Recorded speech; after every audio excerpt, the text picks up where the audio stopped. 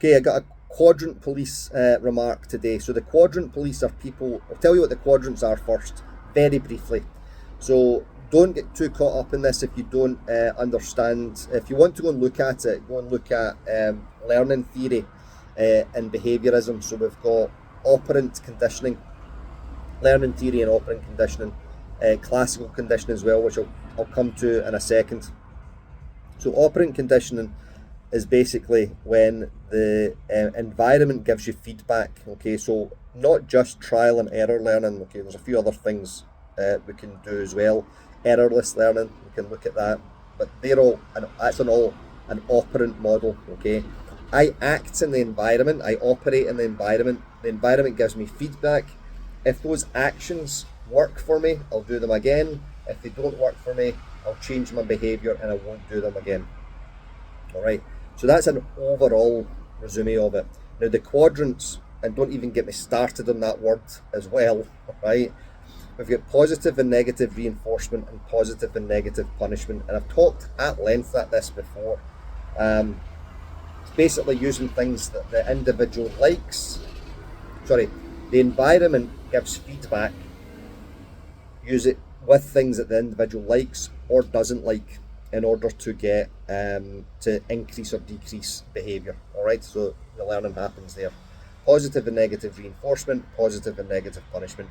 Tons of resources that you can go and look at.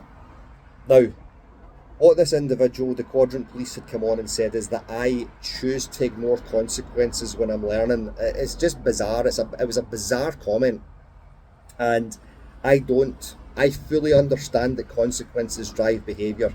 I think what this individual was saying was I ignore the use of negative consequences, okay, painful or aversive consequences, in order to teach dogs. And I'm going to come to why in a second, which I've talked about endlessly over the last 14 years or 15 years. Okay. Now, few things there. If I'm learning how to play the guitar, the feedback I get for not playing the right note or chord is the sound that the guitar makes. Okay. I don't need somebody sitting next to me telling me, no, you got that wrong.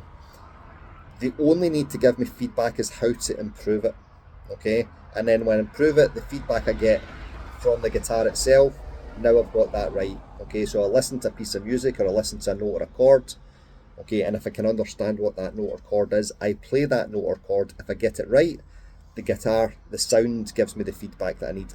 I just need the person sitting next to me saying, you could try this and you can try that. That's not a no. That's not a you're getting that wrong, okay? Now, the environment, yes, absolutely does give us feedback. So as an example, sitting on my balcony just now, and the sun hits here in the morning, so it comes up here, well, round about there, okay, and then swings round to the side of the building. So I'm facing east, yeah, okay, facing east. The balcony gets the sun first thing in the morning. Logan is lying next to me just now, okay, and he has been lying out here sunbathing for most of the morning. He had a heavy day exercise yesterday, so he's been sunbathing most of the morning. If he needs a break, he goes into the living room to access the cool air. So he is escaping the heat out here and going into the living room. He probably doesn't feel bad about the sun, okay, it's just there. Alright, now if I use that to start motivating him and I hold him out here and only let him in to access the cool air when he does something that I want, you can see how there's a problem ethically with that, can't you? And see, if you don't, I actually don't know how to talk to you. Alright, so I remember I had a quadrant police question comment a few years ago, and the person had said, if a dog runs into a thorn bush, okay, and gets, jagged by the thorns, the dog learns not to run into the thorn bush. That's exactly right. So that's painful feedback from the environment to avoid that bush, okay?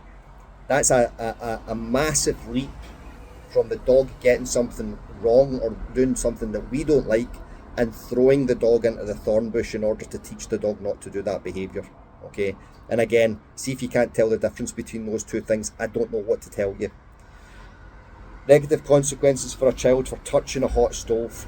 Child touches a hot stove and burns himself. They get feedback, don't touch the hot stove. The child is late or gets their homework wrong or is cheeky to the adult and the adult burns their hand on a hot stove. Different, okay? Ethically, hugely different, okay?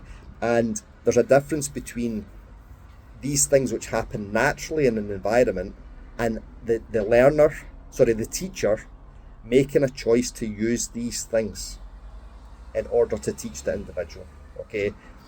So this person had come on and said that I don't use consequences. Use consequences all the time, okay? I'm constantly looking at how to manipulate the environment to give us good feedback for the learner, for our dogs.